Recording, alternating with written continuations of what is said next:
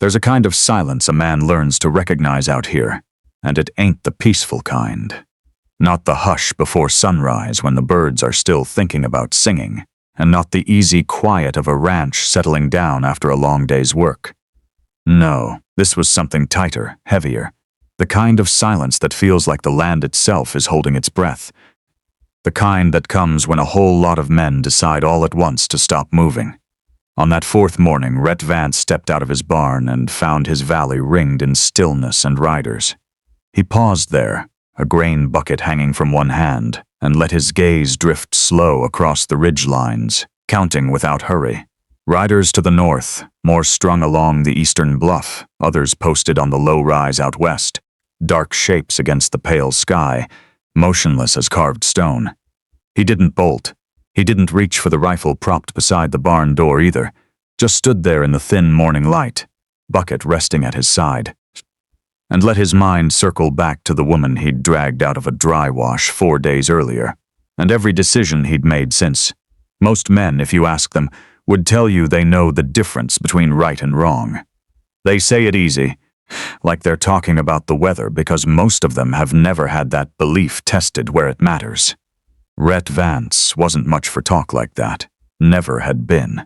11 years back, he'd come out to this stretch of frontier, wanting nothing more than a piece of land he could work honest, and a life that sat right with him.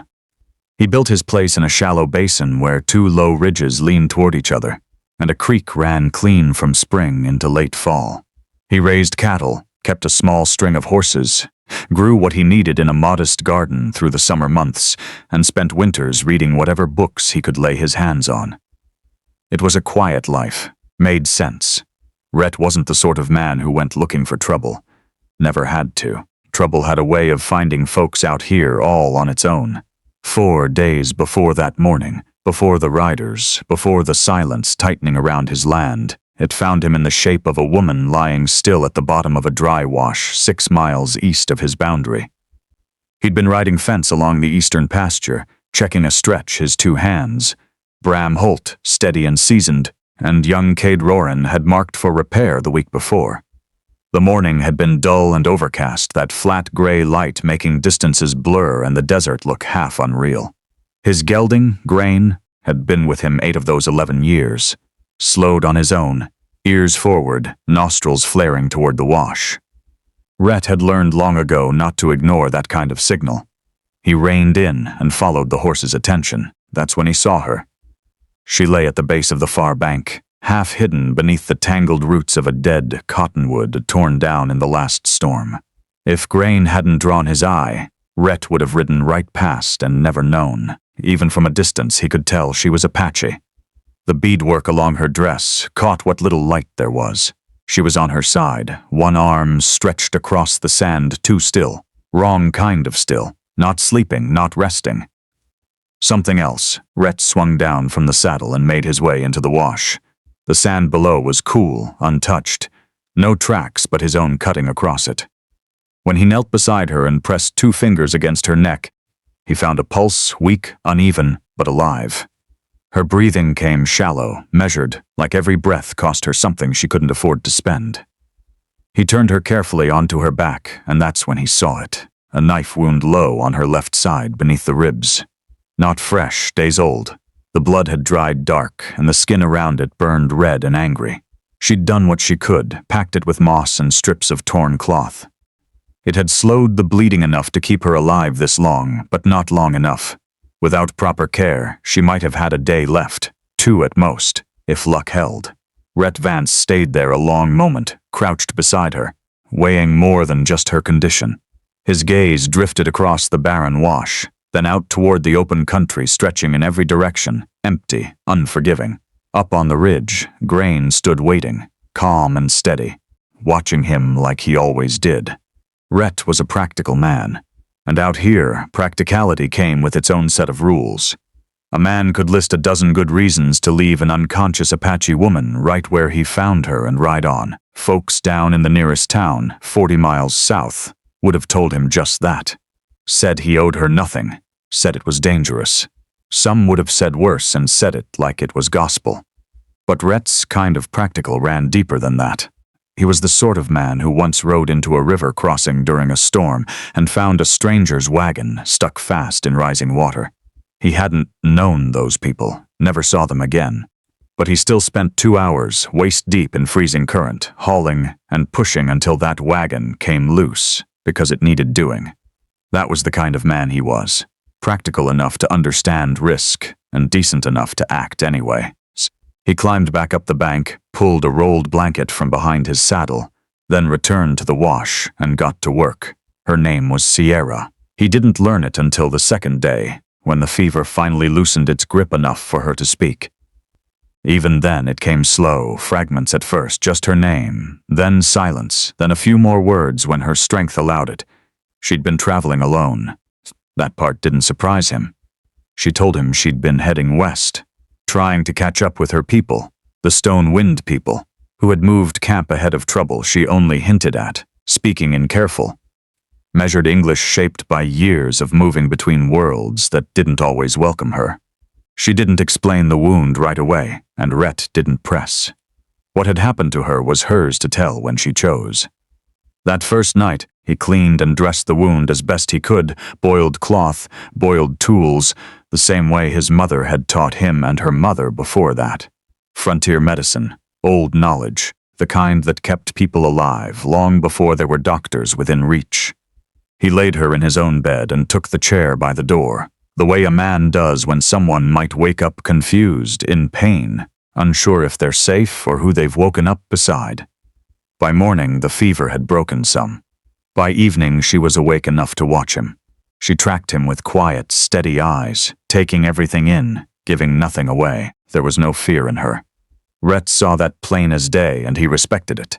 Same way he respected how little she wasted. No movement, no energy spent without reason. On the third day, she started sitting up, despite him telling her to take it slow. She moved like someone who knew her body well, like a craftsman handling tools he'd used his whole life, even worn down by injury. She carried strength in the way she held herself. She was maybe 30, lean, tough, and there was something in her attention, sharp and controlled, that reminded Rhett of seasoned trackers, the kind who read a landscape without ever seeming to try. That third evening, she finally told him about the wound. 3 nights before he found her, she'd been making camp when 2 men stepped out of the dark. Settlers, maybe, or men working for them. She hadn't seen their faces clear enough to know. They hadn't spoken. No warning, no hesitation. They wanted her horse. Maybe more than that. She fought them and she got away. One of them got close enough to use a knife before she broke free. The blade caught her low in the side, and she rode hard through most of that night with blood slipping out of her faster than she could afford. Eventually, she made a choice. Stop and try to hold on to what life she had left, or keep riding and bleed out in the dark. She chose to stop. Somewhere along those miles, her horse stumbled on loose rock and went lame. She left it behind at a ranch she passed. Tied off quiet at the fence line, the kind of silent trust you place in a stranger without ever speaking a word. Then she kept going on foot. Rhett listened without cutting in, didn't rush her, didn't question the gaps. When she finished, he sat there a moment, turning it over in his mind, then asked the only thing that mattered. "Do you know who they were?" Sierra gave a slight shake of her head. "No." Rhett nodded once, but his thoughts kept moving. He ran through faces. Men he knew, men he'd heard about, and the kind of men you never hear about until it's too late. The territory was wide, but not empty. Trouble always had a source. He didn't say any of that out loud. Instead, he looked at her and said, "You're safe here." And he meant it the way a man means something he's already decided is true, no matter what it might cost him later. What Rhett didn't factor in during those first 3 days was how fast word could travel across open country. Not by paper, not by riders with letters, but the older way, passed from one set of eyes to another, carried in saddle talk, in quiet conversations over fences, in low voices around firelight. Cade Roran, the younger of his 2 hands, had been down at the trading post in Gilmer Crossing that first evening, just picking up nails and coffee, nothing more. Somewhere along the way, he mentioned, casual as anything, that Rhett had brought someone in from the range. He didn't mean harm. Cade wasn't that kind of man, but he wasn't careful either. And sometimes that's enough, because the wrong pair of ears caught it. That evening, those ears belonged to Dorian Voss. Voss wasn't the sort of man who showed his worst side right off. He dressed better than most men out here, spoke with care, and carried himself with an easy charm that made folks comfortable before they had time to question why. He'd been in the territory just over a year, 14 months, and in that time he'd been buying land or leaning on folks until they sold. Cheap, too cheap. He hadn't made a move on Rhett Vance yet, but not because he wasn't interested.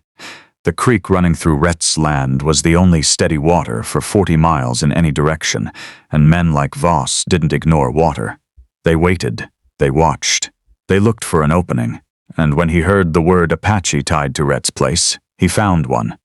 Rhett knew none of that on the morning he stepped out and saw riders lining his ridges. All he knew was what was in front of him. Men on every rise, still watching. He counted slow and steady, past 40 before he stopped. Then he set the grain bucket down and straightened his back. 52 years old, and he knew one thing clear as daylight. Fear makes a man stupid if he lets it. Fear moves fast, talks loud, and most times it's dead wrong. Rhett drew in a slow breath of the cold morning air and forced his thoughts to settle. Most of the riders were Apache, Ash Ridge riders. You could see it in the way they sat their horses, in the discipline, in the stillness that wasn't nervous but controlled. But down on the southern rise near the trail leading to his gate, there was a different kind of presence. 8 men, working horses, rifles laid easy across their saddles, Voss riders, and at the front of them, mounted on a gray horse worth more than anything else in that valley, sat Dorian Voss. Voss was the first to move. He rode down the slope alone, easy and confident, like a man who believed confidence itself could carry him through anything. He pulled up at the fence and looked at Rhett with a thin layer of concern stretched over something colder. "Morning, Vance," he said. "Looks like you've gotten yourself into a situation." Rhett met his gaze without blinking. "Tell me what you think I'm in," he said evenly, "and we'll see how close you get to the truth." Voss lifted a hand and gestured toward the ridge lines circling the valley. "You've been keeping an Apache woman here," he said smoothly. "I don't know what kind of arrangement you thought you had, but word reached her people that she was taken. They came to get her back, and they're not the sort to sit around listening to explanations." He let that hang a moment, then added, "I rode out here to give you a chance to step aside before this turns ugly." Rhett repeated the words under his breath. "Step aside." His eyes stayed on Voss, steady and unreadable. "Your land," Voss continued. "That's a matter for another day. Right now, we're talking about keeping you alive." Rhett gave a small nod, his tone flat as dry ground. "I appreciate the concern, but there wasn't a trace of gratitude in it." He'd heard this kind of offer before. Knew its shape, knew how something dressed up as help was usually just a door leading somewhere else, and that somewhere else always came with a cost. He'd seen Dorian Voss's name on the papers that had passed through neighboring hands, read enough to understand how deals like this ended. "I'll take my chances," Rhett said. "Handle things my own way." Something in Voss's face shifted. The polished concern slipped off, leaving something colder underneath. "You're looking at Apache warriors, Vance," he said. 40 of them. Rhett didn't even glance around. "I can count." And with that, he turned his back on Voss. It was a risk, a deliberate one. He walked to the gate, unlatched it, and stepped through without hurry. Then he started up the northern slope toward the largest group of riders. No rush, no hesitation, hands loose and open at his sides. Behind him, Voss barked something sharp to his men. But Rhett didn't catch the words, and he didn't turn to look. Up on the ridge, the Ash Ridge riders watched him approach. They didn't move to block him, didn't reach for weapons. They just watched. And there was something in that watching, something Rhett recognized. He'd seen it in Sierra over the past 4 days. That same steady attention, taking in everything. Holding judgment back until there was enough truth to act on. That was why he kept walking toward them, not away. In 4 days of tending to her, Rhett had learned something he trusted more than most things out here, that the way a person watches the world tells you more than anything they say. And these riders, they watched the same way she did. He reached the crest and stopped about 20 feet from the nearest horse. The man at the center stood out without trying. Older still, but not the stillness of waiting. The kind that comes from a man who doesn't have anything left to prove. No war paint, no weapon in his hands, just presence. Torin. He looked at Rhett like a man studying a question he meant to answer honestly. Rhett met his gaze and spoke plain. She's safe. No flourish, no explanation at first. Just truth. She was cut bad, he went on. Knife wound, needed care. I gave what I could. She's at my place healing. She stayed because she chose to, not because I kept her. Silence settled between them. One of the younger riders off to the side shifted slightly in his saddle, tension flickering through the movement. Without even turning his head, Torin lifted 2 fingers in a small gesture, and the rider stilled instantly. Rhett went on. I don't know what you've been told, he said, his voice steady. But whatever story made its way out here, you're welcome to come down and hear it from her yourself. Then he stopped talking and waited. The pause that followed wasn't empty.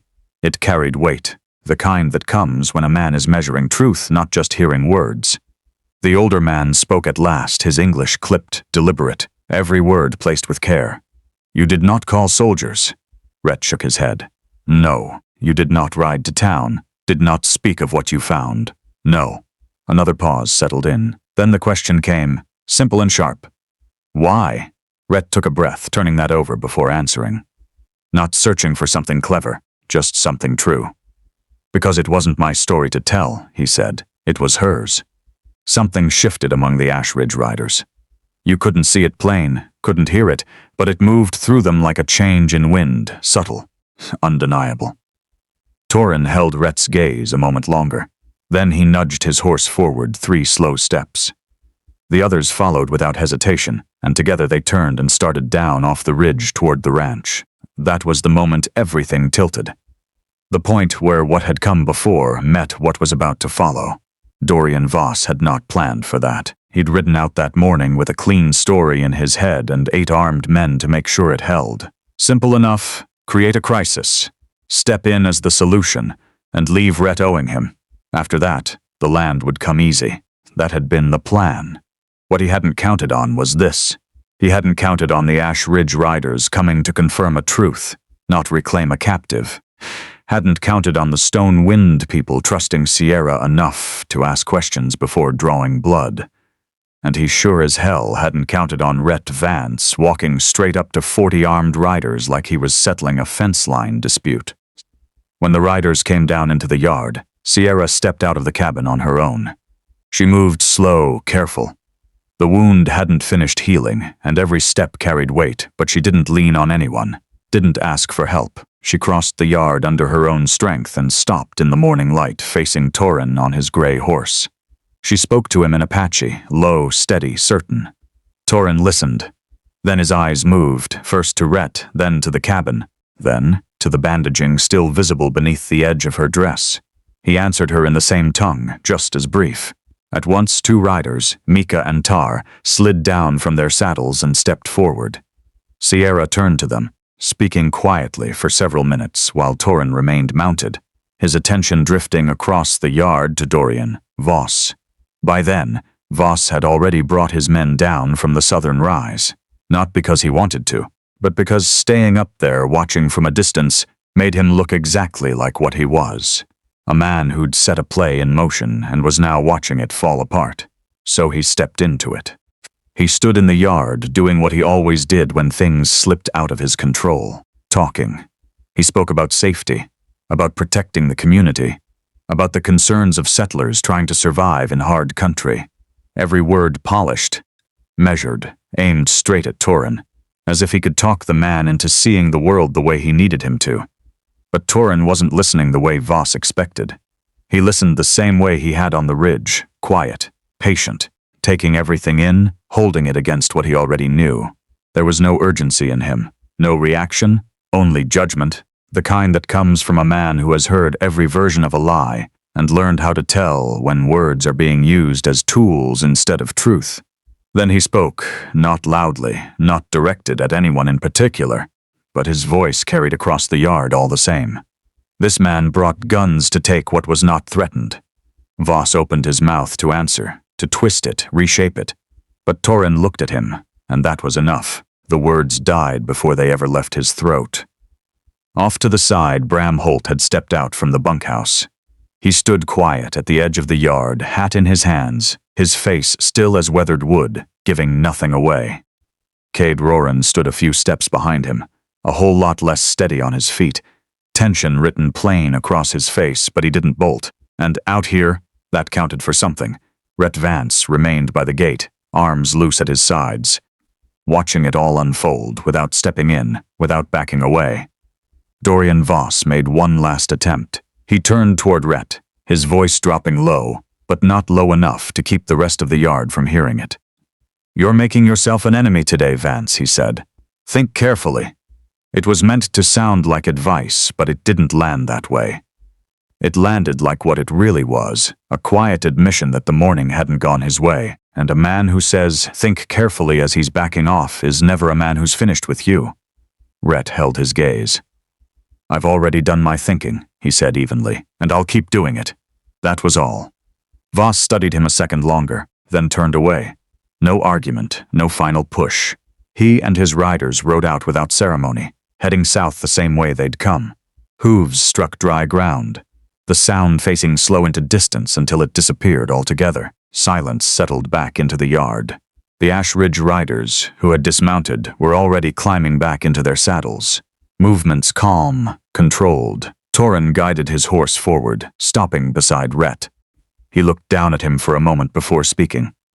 "The woman says you took nothing from her," he said. "She says you gave what was needed and asked for nothing." Rhett gave a small nod. "That's right." Torin studied him a second longer. "In our experience," he said, "this is not common." Rhett let out a quiet breath. "It should be," he said, "but I know it isn't." Something shifted in Torin's expression. Not quite a smile, but close enough to it to matter. He spoke to Sierra in Apache. She listened, then turned back to Rhett and translated. "My uncle says, a man who gives without keeping count deserves to know what he's been given in return." She paused, then continued. "He says, your land will be known to our people as a place where no one needs to ride in fear. Your cattle will be left alone. And if anyone comes against you because of what you did, word will reach him." Her eyes held his as she finished. "And it will be remembered." It wasn't a bargain, wasn't a debt. It was something else. Recognition. The kind that comes when one person has watched another long enough to know exactly what they're made of. Rhett accepted it without making it smaller, without brushing it off, just nodded once. The riders began to move out then, same way they'd come. No rush, no noise, just quiet purpose. Sierra mounted the horse Torin had brought for her. She hadn't said much that morning, but before she rode out, she turned back toward Rhett and stood there a moment, still composed, the way she always was. "You didn't know who I was," she said. Rhett shook his head. "No, and you helped anyway." "You were hurt," he said. That was enough. She watched him a moment longer, those steady eyes measuring something deeper than words. "My uncle is right," she said softly. "It is not common." Then she turned, swung into the saddle, and rode out through the gate. The Ash Ridge riders closed around her, and together they moved north, disappearing over the ridge before the dust had time to settle. Bram Holt stepped up beside Rhett after a while, both of them standing there looking out at the now empty ridge lines. Bram wasn't much for talking, never had been. One of the reasons Rhett kept him around. After a long stretch of quiet, Bram said, "Voss ain't done." "I know," Rhett replied. "You ready for that?" Rhett bent, picked up the grain bucket he'd set down what felt like a lifetime ago. "I'll be ready." He turned and headed back toward the barn to finish what he'd started that morning. Bram drifted off to his own work. Cade stayed where he was a while longer, staring at the empty ridges, something like relief and something like respect settling in behind his eyes, an expression caught somewhere between humility and gratitude, about the only expression that fit a morning like that. Dorian Voss did come back.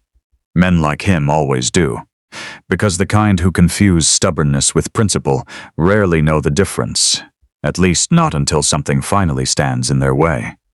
He came back with lawyers first, then with sharper arguments. Then with a territorial land agent he'd clearly been working on for some time, a man named Brig Halver, who knew how to dress authority up to look like law. But something in that valley had shifted after the morning Rhett Vance stood surrounded, and it wasn't the kind of change you noticed right off. You had to live there to feel it. It showed in the way the Dry Creek folk answered when Voss's men came calling. Polite enough, but careful. It showed in how the hollow traders at Gilmer Crossing suddenly found themselves too busy or too short on supplies when dealing with anyone tied to Voss. It lived in small things, quiet refusals, measured pauses, favors not returned. Nothing you could point to, but enough together to make the ground beneath a man feel less certain than it used to. Some of it, Rhett knew, was just the story spreading. Out here, stories traveled faster than horses and lasted longer than storms, and people had a taste for one like that, where a man rode in with guns and a speech already prepared, only to be seen for exactly what he was. But there was more to it than that, something harder to name. The land itself was changing. Not the dirt or the sky, but the people on it. Settlers and the stone-wind people alike were getting tired of the same old pattern, tired of violence being the first answer, the only answer, the expected answer. And when something different showed up, something quieter and steadier, they noticed, even if they couldn't quite put a word to it. Sierra came back the following spring. She rode with her people along the same route they'd followed for generations. One afternoon, she stopped at Rhett's fence while he was up on the barn roof, patching a section that winter had worn down. She called up to him, her voice calm, carrying easy in the open air. When he climbed down, she was waiting by the fence with a small bundle in her hands, cured hide wrapped tight and tied with the same kind of cord worked into her dress. "My uncle sent this," she said. "It's a sign our people will know. If you hang it where it can be seen, anyone passing through who understands it will know this place is not one to fear." Rhett took it, turning it once in his hands before nodding. "Thank you," she asked about the creek. "Running strong," he said. "North Bank grass came back better than I figured." She gave a small nod like that, answered something she hadn't said out loud. "You eaten?" he asked. "I have," she said. But when he offered coffee, she accepted. They sat together on the top rail of the fence, the afternoon stretching quiet around them. Talk came easy about what had changed, what hadn't, and the things neither of them could quite see yet, but knew were coming all the same. She left before sundown. Rhett stood by the gate, watching as the Ash Ridge riders carried her over the eastern ridge until they were gone from sight. Then he took that bundle and nailed it to the fence post beside the trail, where it could be seen clear by anyone passing through. It stayed there through summer, through fall, weathered into the wood, into the place itself, not announced, not explained, just there like it had always belonged. Bram Holt noticed it the next morning. He didn't say a word, just looked at it once, gave a small nod to himself, and went on with his work like he always did. Cade Roran saw it too. He stood there a second longer, studying the bundle nailed to the post, then muttered under his breath, "Good." Rhett heard him, gave a slight nod, and stepped back inside to finish his coffee while it was still hot. Out here, the frontier doesn't ask for the kind of man folks usually talk about. It doesn't need the loud one. Doesn't care much for speeches. More often than not, it asks for the quiet kind. The one who hands over water without asking questions when a stranger's dry. The one who patches a wound because it needs patching. The one who knows better than to call in guns when guns are only going to make things worse. That kind of man understands something most never do, that a debt carried in honesty grows different than one forced at gunpoint, and that the things that last in a hard land like this aren't built out of fear. They're built out of a simple choice to treat another person like they matter. Rhett Vance didn't ride west to become that kind of man. He came out here to be left alone. But the land doesn't care much about what a man had planned for himself. It has its own ideas. And on a flat gray morning, 6 miles east of his pasture, down in a dry wash with a dead cottonwood stretched across it, the land showed him exactly what it expected of him. And he was ready. Not because he was special. Not because he stood there and made some grand decision, but because 11 years of living straight, paying attention, And seeing things for what they were had shaped him into the kind of man who doesn't hesitate when the right thing shows up uninvited. He just does it. Sometimes that's all it takes.